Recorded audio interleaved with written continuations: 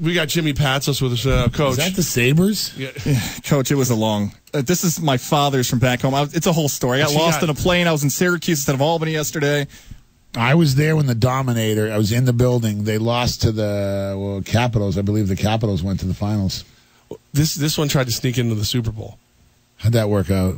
I didn't make it in the Super Bowl. It's pretty high tech these days. Yeah, it is. Yeah, But you should have told me. My assistant, Abe Waldeslassie. I would have got in. That's simple. You would have been sitting in the baseball stadium. He thinks the Twins are still playing. Coach Jimmy Patsos with us in studio. Coach, it's good to see you. We obviously were on the road last week. We didn't get to hang out. Yeah, I've been a little amiss in my call-ins. Demos tells me. Demos is the best. I love him. He loves telling me about 5:15. Don't forget you're calling at 4:30. He's with Abe watching the Twins game right now, but that's a whole other story. Demos is getting over the Patriots game slowly. He's starting to move like at half pace now down the hall. He was pretty depressed. Just dragging his body across the campus. Him and AJ, our radio guy. Great game, though. It was a fantastic game, especially with the Patriots losing. That was the best part. Yeah, Single Ace and them said that when I predicted the Eagles were winning, that meant they automatically win. I said, look, I got a few right. Right. Look, their defense was tough. They made the play. Look, Brady goes back to pass. They score. They're down. They get it's 2nd and 3. I'm like, run it up the middle just because you kind of want to get that 10 yards. And he goes back, and all of a sudden he got hit. It was just a little bit of bad luck, but I don't know. Their defense was pretty good for the Eagles in the first half, and that kind of won it for them. They stretched it out, but how much does Foles get, and where is he going? I mean, that's the great question because he's got to be traded. They got to trade him. He's still under contract. He is. He's like the highest paid backup, right? At $7 million. I think it was Chase Daniels. Now I think it's him. Okay, especially because now with the bonuses and whatever. But what do you do? I mean, I probably call Buffalo. Yep. Because he's got a great arm. Are you a Bills fan too, or no? Oh no. No, he's a Buccaneers fan. Who picks them? Look, when you're a kid and you're in Disney World and you drive by and see pirate ships and football, that's the best. And now one of my former teammates is on the Buccaneers. That gives me more reason to root Look, for it. I think anything with the color orange. Right. Anything with the color orange, Coach. Is that a Sabres jersey? That's his dad's shirt. Yeah, so basically what happened, Coach, is my plane got delayed 15 hours yesterday. So I had to I was almost left in the D.C. airport from Minnesota yesterday. So I had to take a flight from D.C. to Syracuse, where my parents live. Not bad. Not bad at all. But his clothes and his luggage are somewhere in America. You'll find him. So he basically got dressed and lost and found this morning. So where did you go to high school? West Jenny or Liverpool? West Jenny was down the street, Solvay High School, so about 5 minutes away from West Jenny. All right. So I like the Sabres. Why can't we played Fairfield last night, battled, came up a little short, had some more injuries, but it was a 6-point game. We missed a wide open 3. They canned their 3. It was 9, and then we just couldn't fight back. But I did get a tour of the whole hockey locker room. Because they have the Islanders team there. Yeah. Okay, right. So Tavares never played there. I was asking a million questions. How much they make? What do they do? All that. And then we were talking. I said, look, but why can't the Sabres even remotely turn it around? What is going on out there? Because we're heading to Buffalo to play Canisius. Why can't the Sabres even... In other words, the Islanders have Tavares. They have Eichel. People are making moves. They made the playoffs. Why can't the Sabres even come close? I don't get it. And Pagula's been able to change the Bills around a little bit where the Bills finally break that playoff curse. And Buffalo is such a hockey town, though. It's like them in Pittsburgh and all the Canadian cities, they want a winner so badly there. And I thought maybe Eichel would be like McDavid in Edmonton, where all of a sudden you got that superstar. That's what I'm saying. You just want to make the playoffs because you got a chance if you make that. Mm-hmm. That's like if that's. It's like the MAC basketball. You make the playoffs, you can get into win a game here or there. It could be anybody's tournament. I really mean that. We have a lot of basketball to play.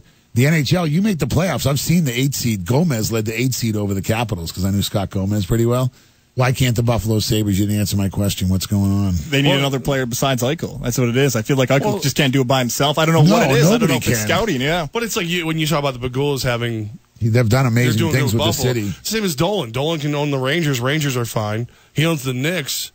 Like they're hot They are garbage. not fine. They're. I don't know how you can have a 19-year-old superstar come out and tell everybody's tired. Like I just don't. I don't really. You're the unicorn. You're the lizard. You heal fast. You're tired from a basketball hungry country too, with great pedigree, but. I don't know. The loss the other night when they got the rebound with up 4 with a minute to go and fired a shot was a little interesting. That's why coaching these days is interesting. And then Muscala, who we played against, we beat him. We split with Muscala. He was a Bucknell kid. Right. And Bucknell has a guy that could go pro this year. Muscala and C.J. McCollum are in the league together. Muscala hits a 3. They cut it to 1. The Knicks lose. I don't know. Didn't they lose again after that? Yeah, this is what I love about Coach Patsos. He's like, you got it. Like, we could go to any topic right now, and you would know what we're talking about. I would have a little one, but I mean, I can tell you where the world's largest frying pan is, but that doesn't mean anything either. Where's the world's It's out in Illinois. Because didn't you see Iowa? Didn't you see the movie Michael with John Travolta? He's the angel. With the Van Morrison soundtrack. Yes, I can Great relate soundtrack. to him. If I was an angel, that's who I'd be like. But that's a whole other story. Coach Patsos with us. No, I don't know what's up with the Knicks. Like I said, we have some injuries. Penn's out, Horn's out, Richards had a hurt, and Nico's gone, which is unfortunate. That was our starting back. Shivers is starting to fight back, and then here comes Khalil. But you need scorers. Their guards aren't good enough. The unicorn can only do so much. I don't know what the center thing was all about. Just pick 2 and trade Noah. I kind of hope the Celtics get Noah, but the Knicks they don't win the games they're supposed to. Right, which is how they started the season. Of course. Which is what I've wanted for them all year long. Just beat the teams you're supposed to beat. It's kind of odd. And you'll be the 8th seed in the East, easy. Sure, because the East is wide. And it'd be look at them. I'm a Celtics fan, diehard. I follow them. I watch them. I love them. I love Brad Stevens. I try to steal some of the stuff they do. I was there when they lost to the Wizards. My brother went and they lost to the Magic at home. So, in other words, if you're the Knicks and got in, you could cause problems for the Celtics just because, I don't know what's going on in Cleveland, but they can't make the playoffs, and it's kind of too bad because it'd be kind of fun, to see the Knicks. I mean, I root for them. It's because they're on a lot around here. I don't have the NBA package. Right. My wife would divorce me if I had that. At least she likes Law and Order, Right. But anyway, so we go to Canisius. We play a really good Canisius team. They're right at the top of the league. Probably get Coach of the Year. They have some scorers. They got a lot of seniors. But they got a couple young freshmen that are really good, too. I'll tell you one thing. We beat them, and they're going to be ready for us. And they don't care whether we're healthy or not. And Prince is really playing well. Prince had a good game. Evan had his worst game of the year. He didn't mean to. It just happened. Last time we played Canisius, Fisher and Prince were the better inside players. Penn played really good. Horn hit the 3. We hope Horn can come back. He's got a little bit of an ankle sprain, and I don't want to push him. But, we still have Khalil who's coming around, and Shivers is coming around, and Kadeem can give us a few minutes.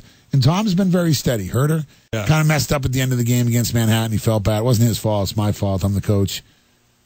He came back and had a pretty good game. We need one more guy. We need a shooter. So I hope Horn comes back, but the doctors are checking him out, and I don't know. So that's the scouting report. Malik Johnson's a good little point guard. I really like this guy, Molson. He's a freshman who can really score. He's averaging 16 in the league, but Crumpton's the guy, and Crumpton's like a 6'5" guy, so Prince can guard him. Last game, he struggled against us because of Prince. But we have to go in there and battle, go to Buffalo. We're going to go to Rick James's grave. We're going to go to Niagara Falls. We're going to show them where the Sabres play. We're going to do all our downtown stuff. But you got to go in there and battle. Right. Because we beat them before, and that just shows you how we were. It was a 3-point game last night at halftime. We've been up at Manhattan. I mean, I can't believe we only scored 15 points against Manhattan. It's my fault. We missed some shots. We turned it over a few times. We're right there. We just got to stay positive. The future's bright. But this game's an important game for us. It's an important game for us. Coach Jimmy Patsos with us right now in studio. Coach, we got to pay some bills real quick. Come back. We'll talk about Horn, see how he's doing, and I'll tell you why Herter has become one of my favorites. There you go. He has done something phenomenal for the show, and we'll do all that when we come back next. It's Levack and Goz on 104.5 The Team. All right, real quick, looking for caller 5 at 518-476-1045 as the team welcomes indoor auto racing to the Times Union Center February 9th and 10th. We're going to send you and 3 guests, it's a family 4-pack, to go check out the racing. Caller number 5, 4-pack of tickets. Woodsy will take care of you. And, Coach, before we get into a coaching question we have for you for the Super Bowl, I got to tell you that Tommy Herter Jr. is one of my favorites. He's a great kid. So we've been teasing Goz for a little while now that he's such a nerd that we expect him to have a fanny pack on. No, how I travel. All it's right? how he looks when he travels. You can tell today how badly I look when I travel. He's such a nerd. It's so bad. So here we are. We're talking to Horn and Herter, and I go, you guys, because I think you've got a very young, talented team, and I think they get beat up in the media for no reason. So I said, if there's anything you ever need from us, you let me know. Herter goes, As a matter of fact, there's something I need. And here I am thinking, I'm bonded with this kid. We're going to be buddies. I'm going to help him. We're going to be. I need a Tom Goz fanny pack. That means he listens. That's right, he does. So we appreciate him. And I told him I'd give him one. That's an NCAA violation. You and so my brother committed to the 1988 fanny pack. I've never worn one ever. It's just fake news, media creation over there. That's what it was. Herder's awesome, though. I liked him better before he said that, but that's too funny. But come on, that was just great. You got the home game coming up as well with Iona. Iona Monday is a big one. It's on SNY, which is great. You know, we're getting John Digenio and myself work to get some games on SNY. That could grow in the future. Jeannie, our friend, is a producer down there. Is a Siena grad. In other words, SNY, the one thing about it is, it's on in the restaurants and all those places because, you know, I know everybody watches ESPN3, which is great. But they rerun it, too. You know, it's one of the things I really miss about Time Warner Cable, you know, when it turned into Spectrum. It was you got the game, and then the next day you could see the replay, and it's just changing. Sports is changing. And ESPN3, I know it's a handheld operation thing, and you can get it on your TV if you know how to use it, which is great. But being on SNY is kind of cool, especially since the Mets signed Frazier. You know, I give them some because they needed some good news. But Iona is a really tough team. It's probably them and Canisius. But Fairfield's we played Fairfield last night. They got a lot of scores. Monmouth's going to make a run possibly. I haven't seen Ryder. They're the best team in the league. We haven't played them. They interesting enough, we kind of watched the game before us. This was the first time I'd watched Ryder because they played Fairfield right before us. In other words, I watched the teams that they play before us. Ryder's supposed to be really athletic and good. We don't play them until February 15th and that's only down there because of our new schedule, 18 games. Canisius, really tough team. They're right in the top of the standings. They have really good, prolific offense. Our defensive battle won last time. Iona on Monday night, I'd come out. Exciting team to watch. They got Munch. They got a few other guys that I really enjoy. McGill's the point guard. It'll be a fun up and down game. And we're trying to play a little better defense. We're actually the best defensive team in the league. It's the first time in my history I've ever been the best defensive team in the league.